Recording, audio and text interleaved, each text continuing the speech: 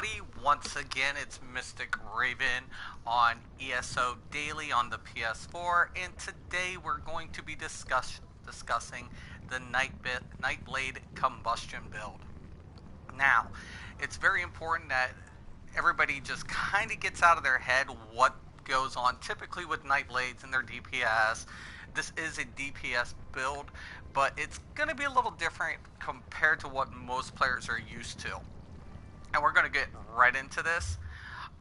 Now, as far as the weapon goes, it's kind of important because we run a dual wield on this. And as you can see, we do run the Julianos and the Magnus. Also, we run the Lightning Staff. Now, I'm going to go ahead and get into why the Lightning Staff versus, the Inferno Staff. Because when we take a look at the skills, and this is how we do the loadout, we have Shock, Clench, we have Unstable Wall, we have Refreshing Path, we have Storm Pulse. Of course, we have Inner Light. That'll give us a 5% increase to our max magicka. This is a vampire build, so we use Devouring Swarm. If you are not a vampire, Soul Tither would be great to replace in this. But I like the magicka, the increased return of magicka for this. It's another reason I put it on here. And on the back bar, now a lot of people use Structured Entropy. I much prefer Degeneration. And the reason we use Degeneration in this, it's going to be our primary builder. But not only that, but when we use Degeneration, we can also proc Might of the Mage, and I'll show you here in this video. And we can get a little bit more damage for funnel health. And when we're weaving, we'll get that extra return of health as we're weaving. Because keep in mind, Lightning Staff has an AoE on its weave. So it's very important that you use the Lightning Staff, not for only that reason, but also the effects that we're going to use. So on this bar, we do have Degeneration, we have Funnel Health, we have Lotus Fan, and for solo, we have Mirage.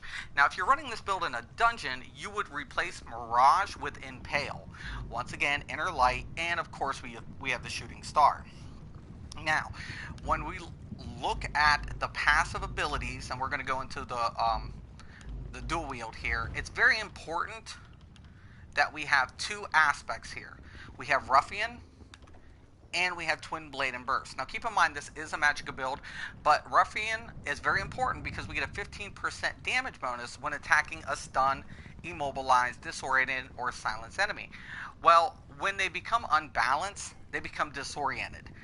That gives us that increased damage. Also, even though we're not using stamina-based abilities, we do get the extra bonus towards the swords, which is 2.5. So with both swords, we're actually adding another 5% on top of that. Now, when we go down to the mage abilities, the major important thing here we are looking for is Might of the Mage. Because when we activate Degeneration and apply either Funnel Health or or the Shocking Clench, we're actually getting an extra 20% on top of the Degeneration, which also gives us a buff of 20% of spell damage. Now, that is very, very important because when we switch to the back bar, now hold on here, Lotus Fan actually should be switched here, so I'm actually going to switch that. No, it's perfect. Lotus Fan needs to be on this bar because that's where we're actually getting the damage bonus for the dual wield. So the reason is you're going to see me swap in and out between this, and as soon as I get it, I'm going to get an AoE effect because it's going to go ahead and cause the additional shock damage to the surrounding. And once again, Unstable Wall is going to lay an AoE, and then it also has a combustion effect afterwards. And the Storm Pulse is going to shrink their life by 10%. So it's a very concussive build here that we're doing. Very fast paced, and it works great in either scenario. Now, there is a PvP version of this, but it's quite different. I'll cover that in another video. So as far as it is, you know what passives to be looking for, and it keeps us alive. We can solo quite well down here with this build. Okay, now If you guys can tell, I am in the Imperial District, and I'm in the Arbitorium as of now. Okay, we're going to see the Daedra. We want to hit it. Now keep in mind, he's not going to be combustible, but we're going to teeter-totter back and forth between the degeneration and the funnel health. That not only keeps us alive, it gives us that increase. And the reason Mirage is very important, when we're dealing with mobs, that's giving us a defensive bubble. Increased dodge and resistance, physical and spell resistance, along with our Shadow Barrier passive. Now once again, once he's down, I'm hitting the Lotus Fan. Now if we have a big party, we're going to drop, and now I can just weave it out. Now once again, he's not going to be susceptible to the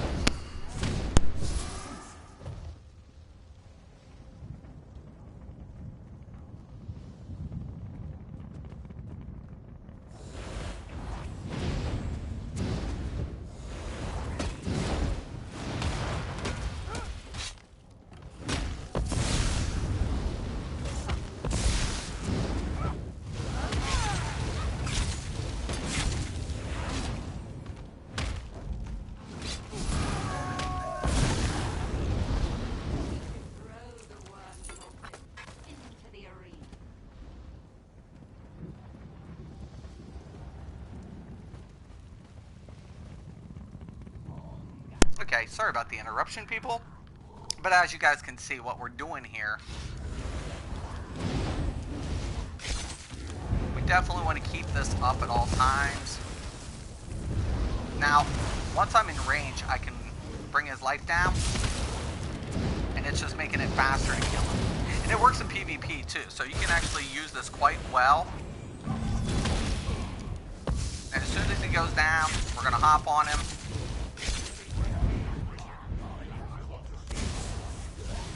Bring him down a little bit even more. And once you get the timing down, this actually works out great. So as soon as you jump on him,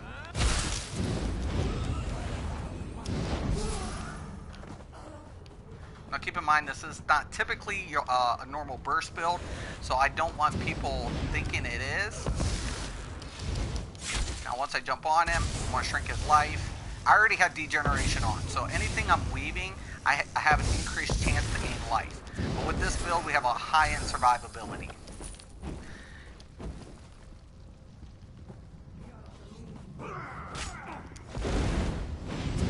Anytime you get in a pinch, we can go ahead and drop our ultimate.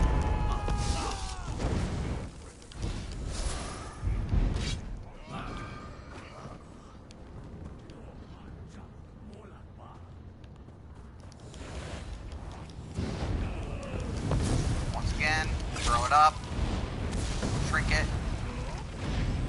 we can weave it out. Make sure you guys keep your Shadow Barrier up. That's definitely going to come in handy.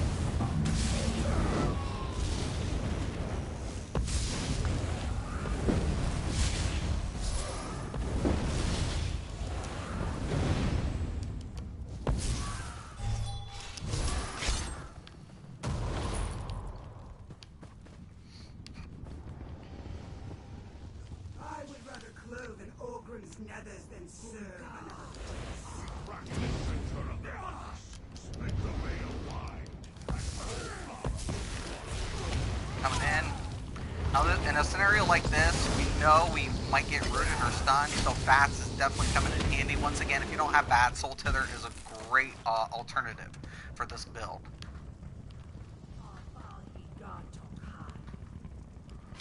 We always want to use the opener. These are our builders. These are very, very important for us. Throw up the shield. We're going to shrink them down. Weave it down a little bit. Using that.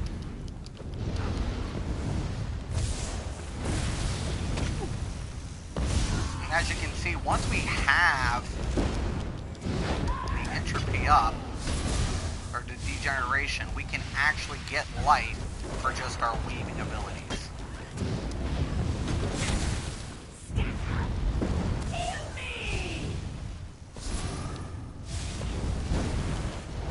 See, once we hit them, we can just stream it. As soon as that happens, it's getting a little close here.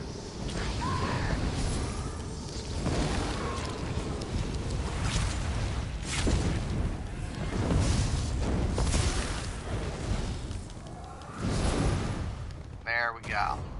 Little hairy at times, but as you guys can see, you can keep up pretty well without worrying about dying in a lot of scenarios. As soon as they drop, you want to hop on, hit them with the pulse.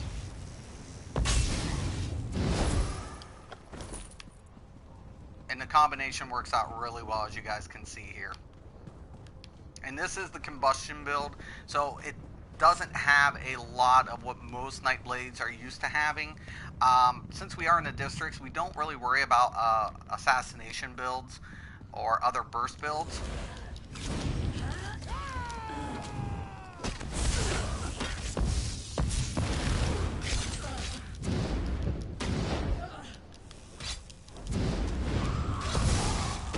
Go ahead and we'll throw the bats.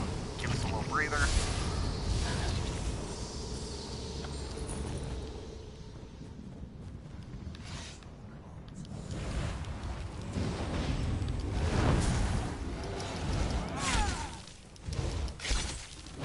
Now sometimes when things get in your way, it's okay. Remember, you have an AoE effect here when you're weaving. Now once again, the Daedra is not going to be susceptible to getting knocked down, but I can still bring his life down with the impulse.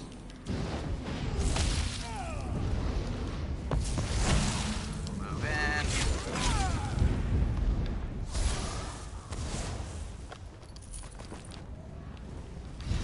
And it's a really easy build.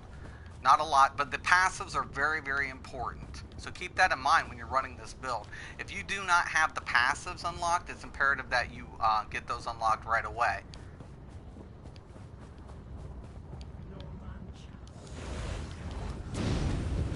Once again, we know he's not going to get knocked down. So we'll just keep teetering back and forth, and that activates the Might of the Mage. Now I'm not using a finisher, as you guys can see, but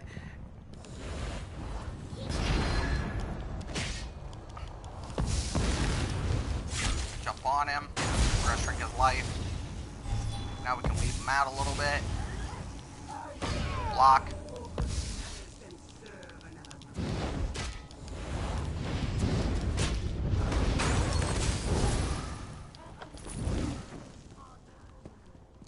Now it's important when you're running a lot of light armor to understand that you don't have a lot of survivability.